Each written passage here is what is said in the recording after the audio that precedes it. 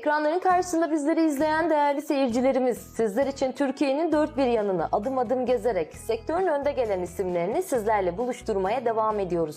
Geçmişten gelen güzelliğini günümüze kadar yansıtmayı başaran ilimizden, İstanbul'dan sizlere sesleniyoruz. Bugünkü durağımız İstanbul Pendik. Burada taş devri, şömine ve doğal taşa konuk olduk. Yanımızda işletme sahibimiz Sezgin Bey var. Tabii ki kendisinden değerli bilgilerini alacağız ama önce kendisini tanımak ve sizlere tanıtmak istiyoruz.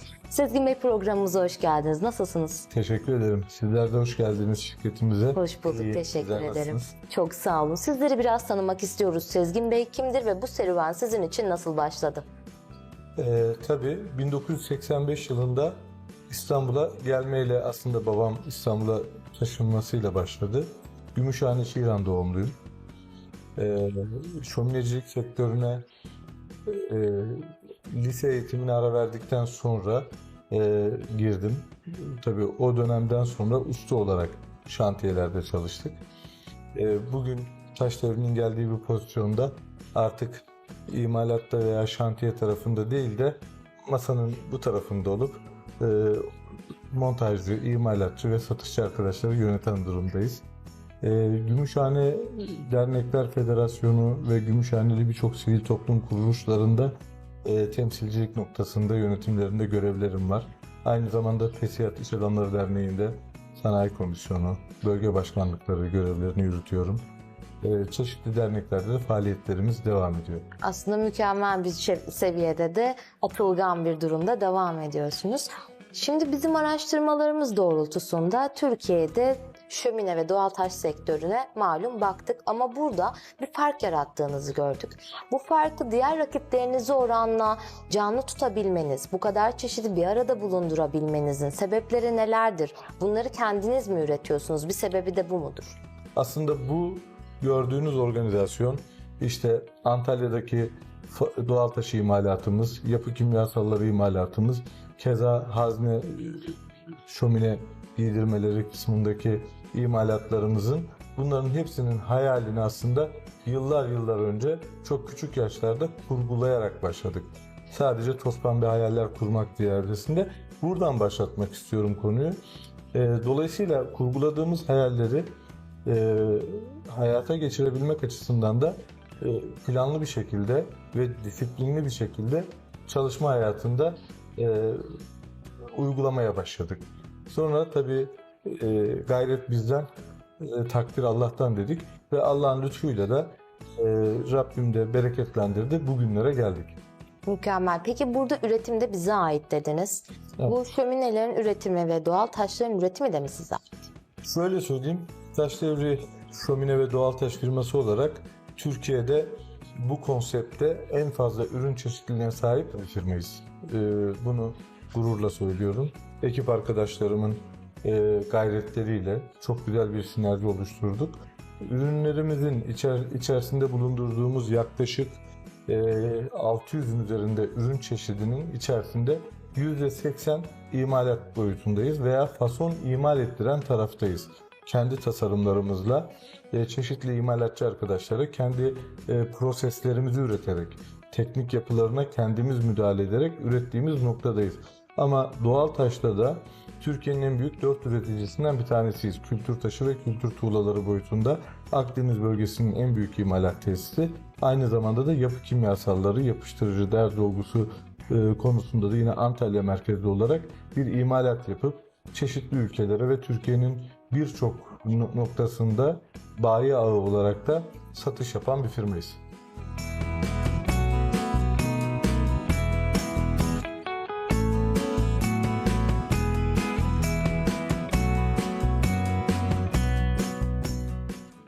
Peki burada vermiş olduğumuz hizmetlerde evet şömine var ama bunların çeşitleri vardır mutlaka. Bizde bütün çeşitlerden doğalgazlı, elektrikli bunlar mevcut mu? Tabii odunlu şömine, doğalgazlı şömine, elektrikli şömine, biyoetanol şömine ve buharlı şömineler, birçok çeşidimizi burada canlı zaten mağazamızda gezdiniz. Hepsini görüyorsunuz. Buradaki amacımız buydu ve şu an dünyada şömine teknolojisinde ne üretiliyor, aksesuar olarak ne üretiliyor, hepsi showroom'umuzda var. Lerine taşırken bunun teslimatı nasıl oluyor? Bunların orada kurulumu, montajı sizlere mi ait oluyor? Yani bu konuda yardım ve destek yapabiliyor muyuz? Bunların çünkü bakım ve onarımları da var haliyle.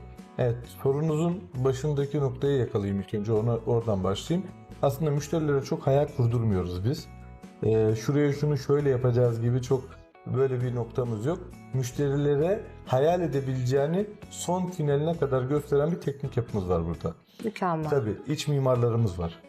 Şantiye sorumlularımız var, teknik ekiplerimiz var, grafikerlerimiz var. Dolayısıyla bu arkadaşların sayesinde aslında müşteri evindeki hala hazır mobilyasının bile fotoğrafıyla, düzeniyle şömineyi kurulmuş halde gösterebiliyoruz. Mükemmel. Aslında 3 boyutlu şekilde görebiliyor mu Tabii bunları? görebiliyor. Ve buradaki teknik detay önemli. Şömine biz aslında satmıyoruz. İşin püf noktası burada. Bizi belki diğer rakip cümlesini hiç beğenmiyorum, sevmediğim bir şey. Bizi diğer meslektaşlarımızdan ayıran özelliklerimizden bir tanesi, biz şömine satan bir firma değiliz. Biz ürünlerimizi anlatan, müşterinin isteğine, arzusuna, fiyat performans dengesini dengeleyecek şekilde ekonomisine hitap eden bir tasarım oluşturuyoruz. Onlara bir danışmanlık hizmeti sunuyoruz.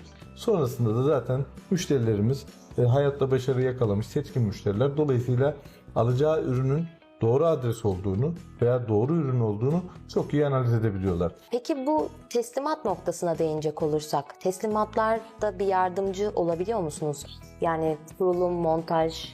Teslimatlarımız şöyle ilerliyor. Montaj dahil çalışıyoruz. Bu çok önemli bir unsur.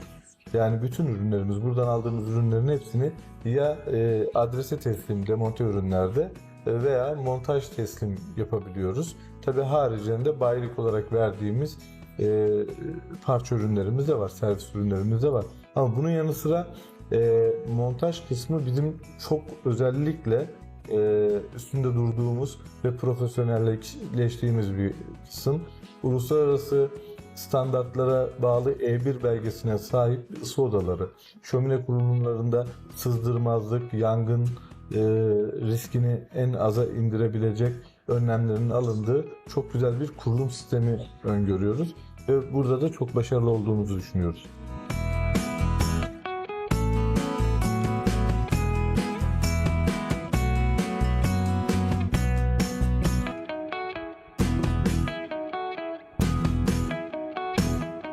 Burada hiçbir ürün satılmış olmak için satılmıyor. Aynı zamanda onlara dokunabilmek, o insanların hayatlarına da dokunabilmek. Gayet tabii. Dolayısıyla az önce söylediğim örnekteki gibi yani sadece para kazanmak için çıkmadık bu yola. Bir amacımız var. Bu müşterilerimizin, işte halkımızın takdiri olacak. Bunu bizim beklentimiz ve ulaşmak istediğimiz aslında şey vardır ya, Kızıl Elma. Orada bizim ulaşmak istediğimiz Kızıl Elma da ticareten, tırnak içinde söylüyorum, orası müşteri memnuniyeti. Yani o noktada müşteri memnuniyetleri, kalite seviyemizi yükseltmek, diyaloglarımızla alakalı hızlı çözüm odaklı sonuca ilerleyen bir firma olabilmek bence orada bizi Türkiye'de çok sayılı bir noktaya getireceğine inanıyorum. O da bence zaten sonrasında ticari kârı ister istemez getiriyor. Kesinlikle haklısınız. Tecrübe ettik. Şömine'de de bir tasarımdır. Dolayısıyla orada da müşterinin iletişime geçmesi ve şömine almak için zaman ayırması gerekiyor.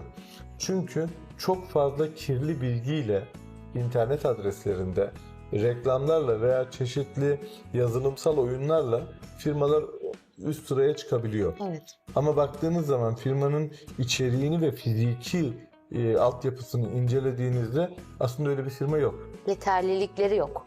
Öyle bir firma yok kısmı da çok çıkıyor. Yeterlilikleri olmayan da çıkıyor.